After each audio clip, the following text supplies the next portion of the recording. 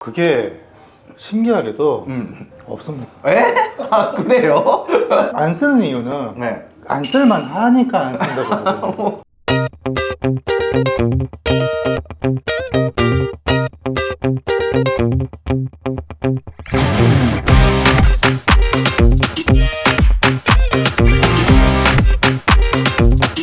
있습니다. 있죠. 이거 아마 많은 구독자님들이 많이 물어보는 거.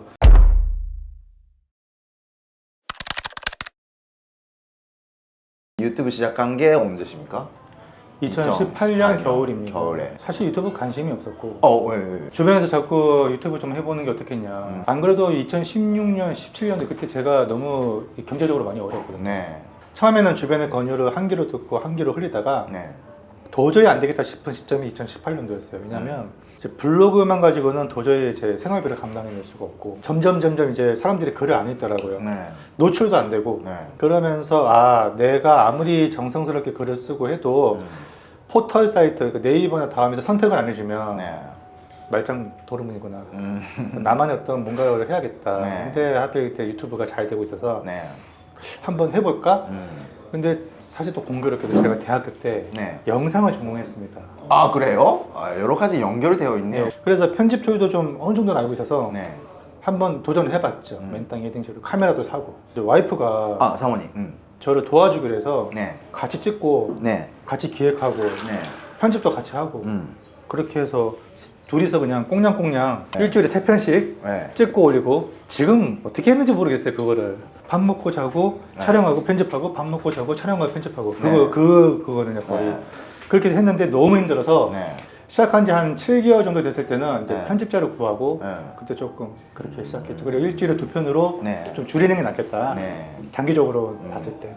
처음부터 구독자 수가 올라가는 속도나 어디서 멈추거나 뭔가 그런 게 있었습니까? 저는 사실 조금 특이한 케이스입니다. 네. 블로그 구독자를 네. 어느 정도 저는 확보가 되어 있는 상태잖아요. 네. 그 기존에 팬들이 있었어요. 2, 3일 정도 지났을 때 바로 구독자가 1000명이 되더라고요. 기존의 구독자들을 이제 끄고 온 거죠, 유튜브로요. 사실 처음에 대면 만드는 것도 생각보다 쉽지 않아요.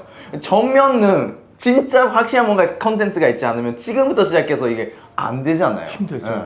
처음 영상은 이제 프롤로그 형식으로 내가 왜 이걸 시작했는지 그런 거 올리는 건데 5천이 나왔어요, 조회수가. 오. 첫 영상인데. 근데 에. 문제는 두 번째 영상부터입니다. 두 번째가 갑자기 일주일 만에 100만이 넘어버리고 조회수가. 와. 세 번째 영상도 한 며칠 만에 100만이 넘었고. 와. 정상적이지 않은 그런 루트로 이제 간 거죠.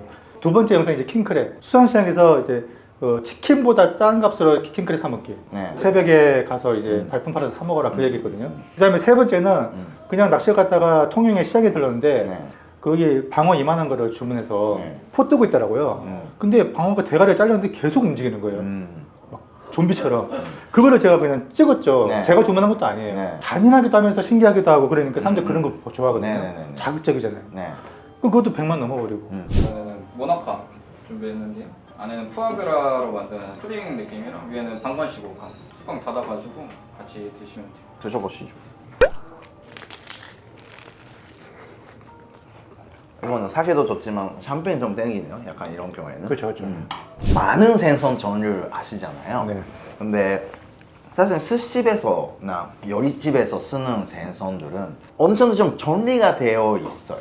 왜 이거를 예를 들어 뭐 오마카세에서 안 쓰나요? 이거 쓰면 참 맛있을 텐데 라는 걸 혹시 있으실까요? 그게 신기하게도 없습니다. 에? 아 그래요? 안 쓰는 이유는 네. 안 쓸만 하니까 안 쓴다고 보거든요. 그래도 400 몇 천류 있으면 네. 하나 두 개 정도는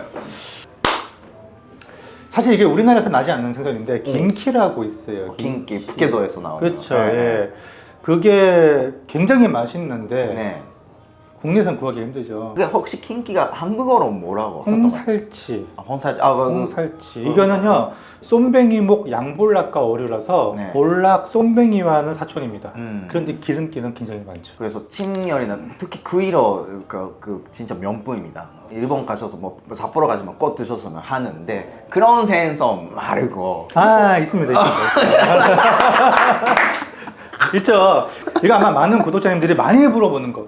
왜 이 생선 그렇게 주변에 흔한데, 네. 횟집에도 흔한데, 꼭 일식집이나 스시집 가면 안 보여.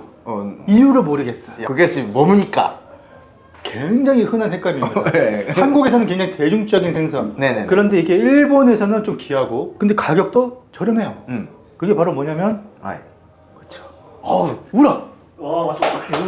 우럭. 잠깐만 조피블라, 크로소이. 잠깐만. 네. 우로는 네. 쓰고 있습니다. 63빌딩구에서 일을 했을 때 자주 썼었습니다. 일반적인 스시집에서 잘 안 쓰거든요. 아. 이게 우럭이. 우로는 양식이고 작은 거고 약간 훈내가 난다. 그래서 네. 그거는 그냥 횟집에서 매운탕용이지 정도가 대부분 한국 분들이 인식일 수도 있지만 아니요, 그렇지 않습니다. 그래도 횟감으로 네. 횟감으로 많이 먹습니다. 근데 이런 거 있어요. 광어도 그렇고 우럭도 그렇고 양식 어류를 네. 자꾸 이제 흉내난다 하는데 진짜 뭐가 잘못돼서 흉내 날 수도 있어요. 사실 그렇지 않은 경우가 대부분이거든요. 눈 가리고 먹었을 때 과연 구분할 수 있을까? 이게 양식이니까 마치 흉내가 날 것 같은 그런 느낌을 받는 거지.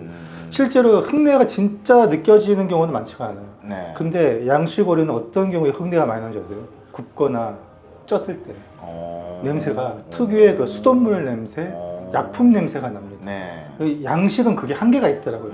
자연산은 안 그러거든요. 네. 냄새가 전혀 안 나요. 예를 들어 이런 경우가 좀 저는 개인적으로 그 흔해 느끼는데 수족관에 좀 오래 있었던 놈들이 회로 먹어도 네. 살짝 이거 훈내 같은데 이게 뭐지? 이건 자연산다라고 해도 그거를 좀 느낄 경우가 좀. 그건 충분히 그럴 수가 있어요. 네.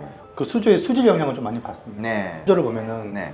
어류가 그 먹고 싼 그 배설물들이 네. 그 거르는 그 기계들이 있어요. 배설물이 쌓이면은 거품 같은 게 많이 생깁니다. 네. 그것도 없애기 위해서 소포제를 또 쓰기도 하고 소포제 약품 타면은 거품 부글부글한 것도 사라지거든요. 그 물이 굉장히 깨끗하게 맑게 보이는데 네. 결국엔 다 그게 수질을 감출 수가 없어요. 그거를 계속 마시니까 네. 그 냄새가 살에 뵐 수도 있는 거고 오래 있는 것은 좋은 게 아니죠. 그러니까. 예. 네. 심지어 일주일 동안 수조에 있으면 네. 우럭도 뱅에돔도 허옇게 됩니다. 그러니까. 그런 것들을 이제 피해 주시는 게 좋고. 우럭 말고 더 없으신가요? 일단은 뱅에돔, 긴꼬리 뱅에돔. 숙성했을 때 굉장히 맛있고. 어. 제주도에서 모슬포 있죠. 모슬포 이판장에서 위판을 많이 하거든요. 네. 서귀포 올레시장 네. 이런데 자연산 긴꼬리 뱅에돔이 많이 유통이 되니까 여름에요. 여름부터 초겨울까지 그 특히 35cm 네. 한 800g에서 1kg 좀 안 되는 거. 네. 요 긴꼬리 뱅에돔을 하루 정도 긴꼬리. 숙성하면 네. 굉장히 기름지고 맛있습니다. 알겠습니다. 그거 좀 올해 좀 시도해 보겠습니다. 이번에는 새조개 샤브샤브 느낌으로 끓였고요. 여수에서 왔어요.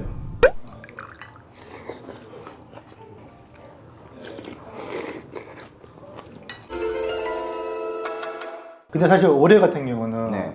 작년 가을에 비가 많이 오면 네. 육지에서 토산물이 많이 흘러내립니다. 네. 그러면 그 안에 먹잇감이 되게 많아요. 네. 그런 것들을 새조개가 연안에서 받아 먹으면서 네. 살을 찌우죠. 네. 그래서 좀 비가 많이 온 해는 이듬해 겨울에서 봄 사이에 새조개가 살이 꽉 찼어요. 그게 올해입니다. 올해는 새조개 수율이 굉장히 좋았어요. 네. 근데 작년, 재작년 같은 경우는 똑같이 1kg에 3만 원인데 껍데기는 2만 원인데 네. 까면 알맹이가 요만하더라고요. 네. 그게 이제 생육 조건이 별로 좋지 않아서 매해마다 좀 다른데 네. 올해는 그나마 좀 괜찮았어요. 아 그래요? 예. 아, 국물이 진하네요. 네. 예인상 이거 육수는 무슨 베이스였어요? 바지락하고 일본 다시 같이 씁니다. 섞여 있었구나. 이번에는 면 요리 준비했고요. 고토 우동이라 해서 나가사키 지방에서 만든 건데 좀 탄력감 있는 면이에요. 이 메뉴는 앞으로 여름에 잘 어울릴 것 같네요. 약간 네. 좀 차가운 면 요리인데 전복 내장에 살짝 좀 진한 맛도 있으면서 산미가 이 느끼할 수 있는 걸 좀 잡아줘요. 요 북해도 성게 아까 나왔잖아요. 네. 이게 최고로 치는데 사람들이 이게 잘 모르더라고요. 북해도 성게가 말똥 성게라고 알고 계시는 분들이 많더라고요. 근데 에조바훈이라는 그쵸. 그 에조바운. 그게 네. 이제 북쪽 말똥 성게라는 종인데 네. 그게 제가 알기로는 북해도에서 한 60% 정도의 생산량이 되는 걸로 알고 있고요.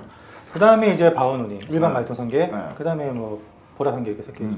에조 바오누니 그게 최고로 알고 있어요. 지난주에 대마도를 갔다 왔잖아요. 네네. 그 돌돔 낚시를 했었어요. 이것도 조만간 유튜브에 올라올 건데 네. 그때 성게를 한 6kg 정도 썼습니다. 네. 약간 일본 남쪽 지방에서 나는 성게인데 겉보기에는 보라 성게인데 가시가 굉장히 길어요. 네. 바늘에다가 이 성게를 깨요. 2마리씩. 네. 그리고 던진 다음에 네. 기다리면 돌돔이 음. 이렇게 탁탁 쪼아서 음. 깨먹어요. 그러면 이 낚싯대가 초리대가 막 이래요. 네. 근데 돌돔이 계속 깨먹다가 에라 모르겠다고 이거 확 물고 네. 고개를 틀고 반대 방향으로 확 달아날 때 네. 낚싯대는 쫙 들어가거든요. 이렇게 네. 했는데 그 한 마리 나왔어. 아, 진짜 그때 그 쾌감은. 음. 근데 돌돔이 참 그래요. 성게도 엄청 먹고 전복도 먹고 그날 뿔소라 그 좋은 것만 먹고 사니까 아마 추산은 안 되더라도 돌돔 한 마리가 이만큼 크는데 먹었던 해산물이 가격으로 따지면 한 1, 2천만 원씩은 되지 않을까 싶은데요. 그러게요. 네, 바다에서. 그러니까 돌돔 막 쓸개도 먹고 하잖아요 우리가. 단도 투불 안심 구워가지고 위에는 표고버섯하고 맨 위에 초록색은 시즈오카상 생와사비 좀 갈아서 뿌렸어요.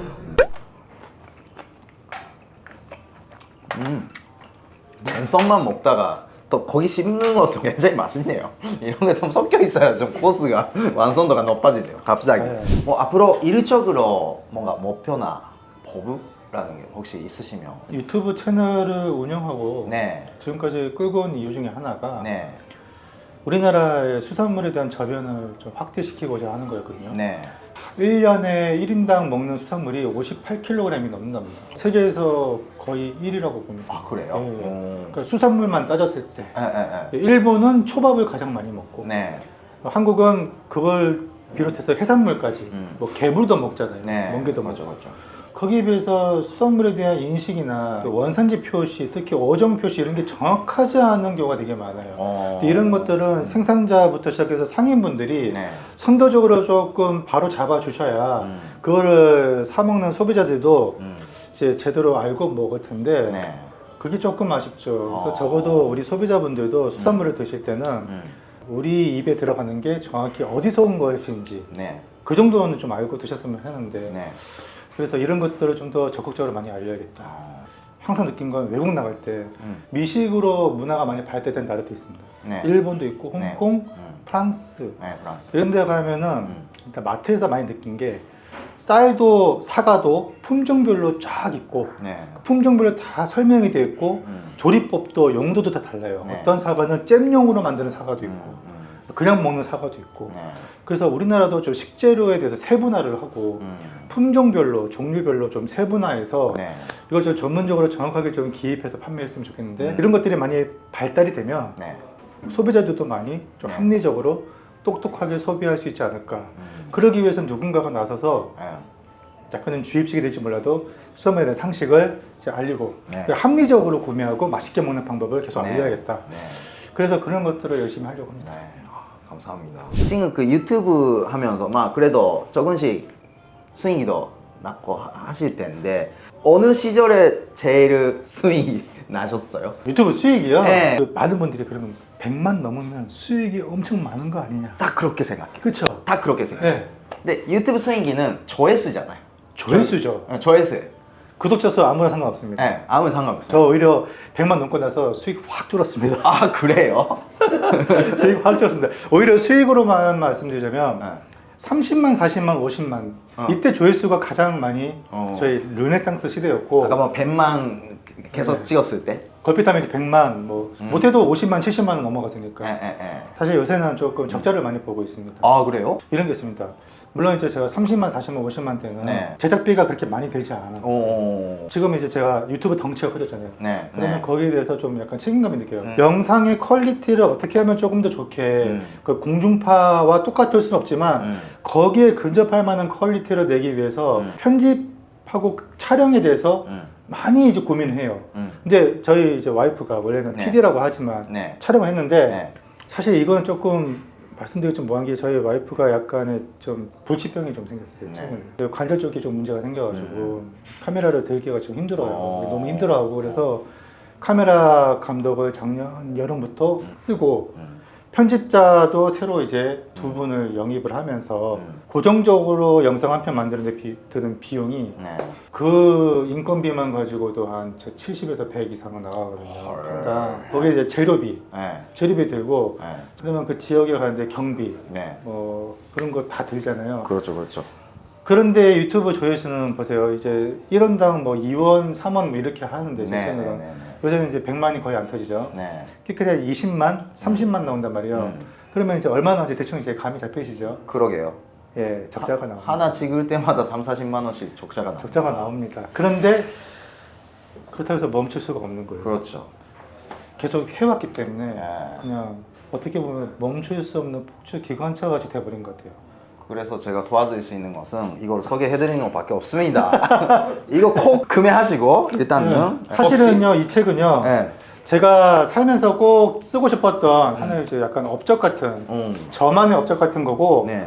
책 요새 도서 시장 아시겠지만 10,000부를 팔아도 제가 이번에 11,000부를 현재 판매가 됐었어요. 오. 정말로 제 책 중에서 가장 많이 판매된 건데 네. 근데 요새 도서 시장이 그렇잖아요. 네. 이것도 사실은 수익 내는 게 참 만만치 않은 시장이고 돈을 생각하고 수익을 바라고 책을 쓴 게 아니에요 애초에. 이거를 그냥 어차피 우리나라에 이런 책이 하나 정도 있어야겠다 네. 싶어서 이제 했던 거니까 저는 만족합니다. 여기. 그래도 뭔가 협찬이나 광고나 이런 것도 좀 있으시죠? 왜 없겠습니까? 당연히 있죠. 매일 들어오죠. 제 찜 독자님들 아시겠지만 1년에 일주일에 2번씩 하잖아요. 1년에 그러면 수백 편인데 거기 유료 광고 달린 영상 한번 세보면 7편, 6편 그러니까 다 이제 죄송스럽게도 거절하고 이거 제가 시장 다니면서 입질의 해산 로드 시리즈로 그 시장 탐방을 올리니까 제가 다녀간 시장 중에 제가 평가가 좀 좋게 하면은 그 시장에 손님들이 많이 몰리니까 우리 시장도 한번 와서 촬영해달라 돈을 얼마 주겠다. 근데 그건 제가 할 수가 없죠. 저는 돈을 받고 하는 게 아니기 때문에 지금 저희 이제 소속사분 같이 이걸 생각하면서 하고 있지만 거의 뭐 이제 정부 부처, 지자체, 군청이나 해수부, 식약처 이런 데서 이제 정부 예산으로 집행된 그런 홍보 있잖아요. 근데 그런 것들 중에서도 거절할 것도 거절하고 저는 광고를 받을 때 딱 하나밖에 생각 안 해요. 그래서 내가 이걸 했을 때 제철 수산물에 대해서 인식을 넓히는데 이 컨텐츠가 도움이 되는가 그런 약간 공익성까지 생각을 하다 보니까 사실상 할 게 별로 없더라고요. 어쩔 수 없습니다 이게 사실은. 튀김 솥밥인데요. 냉이랑 달래, 그다음에 햇 양파, 당근, 고구마 이렇게 들어가 있어요. 국물은 돼지고기 넣고 끓였습니다. 괜찮은데? 야채 튀김으로 만든 솥밥이라서 덴바라 솥밥이라고 할 겁니다. 이거. 오늘 이렇게 가이스키 요리를 좀 전반적으로 드셔보셨잖아요. 네. 뭐 좀 뭔가 느끼신 거 있으셨습니까? 전반적인 플로우를 봐요. 네. 다 먹었을 때 딱 기억에 남는 음식 한두 가지는 꼭 있어야 된다고 생각해요. 네. 제가 최근에 파인다이닝도 여러 다니면서 느낀 게 네. 밥값이 비싼 만큼 뭔가 특별함이 있어야 되고 향기성이 있어야 되고 네. 남과 다른 데서는 맛볼 수 없는 그 특별한 식재료를 맛봐야 되고 여러 가지가 있지만 그 중에서도 가장 중요한 거는 내가 다 먹었을 때 내가 도대체 2시간, 3시간 동안 뭘 먹고 온 거지 이런 생각이 들면 안 된다는 거예요. 그렇죠. 뭐 한두 가지는 딱 생각이 나야 돼요. 여기서는 그 아까 집불에 구운 금태구이 그렇게 있어요. 그리고 또 하나는 전반적으로 간맞춤과 익힘과 그 서빙되는 그 온도가 들쭉날쭉하면 안 되는데 조리 상태가 되게 안정적이다라는 걸 느꼈어요. 저는 그게 어떻게 보면 기본기잖아요. 네, 그렇죠. 저는 그런 거 되게 중요시 여깁니다. 네. 너무 그런 게 되게 안정적이다 느꼈습니다. 감사합니다. 예쁘게 말을 해주셔서 감사합니다. 그럼 이제 단점을 얘기해 볼까요? 단점에 대해서는 이거는 이제 방송 끝나고 제가 진지하게 좀 들어보기로 하겠습니다. 그러면 마지막으로 오늘 이제 거지TV 시청자분들께 뭔가 좀 도움이 되는 좀 말씀이 있다면 좀.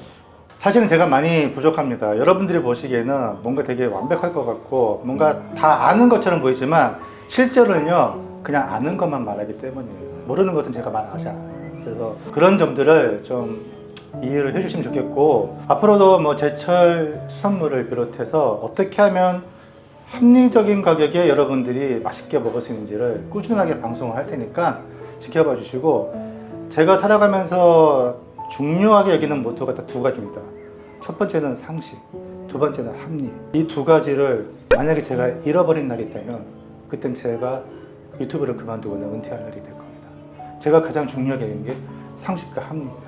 이 두 가지를 모토로 수산물 상식을 전달해 드릴 테니까 지켜봐 주시기 바라고 코지TV 시청도 많이 감사합니다. 마무리 잘해주셔서. 그리고 또 하나 이제 아마 조만간 이제 제가 그 대표님 채널에 나가서 예. 아마 콜라보레이션 찍을 텐데 혹시 시청자분들께서 이런 컨텐츠를 해주셨으면 좋겠다. 그것이 있으면 좀 그 댓글에 남겨주셨으면 좋겠습니다. 잘 부탁드리겠습니다. 하여튼 오늘 방송은 이 정도까지 하고요. 다음번에도 또 좋은 영상으로 뵙겠습니다. 이번에 물론 이제 이미 하고 계시겠지만 입질의지옥님 유튜브도 구독 부탁드리겠습니다. 오늘은 그러면 여기까지 하겠습니다. 감사했습니다. 감사합니다. 감사합니다. 감사합니다. 너무 네, 좋은 시간이었습니다. 이렇게 찍으면서 먹으면 사실은 맛을 느끼기가 힘들기는 하잖아요. 저는 그래도 다 음미합니다. 그렇습니까? 예. 오히려 제가 오시기 전부터 기대해가지고 좀 맛을 봤지만 제대로 보지 못했던 것 같아요. 뜨면 더 뜨면 음악이 돼. 진짜 저 일본어 실력을 보여주시네요.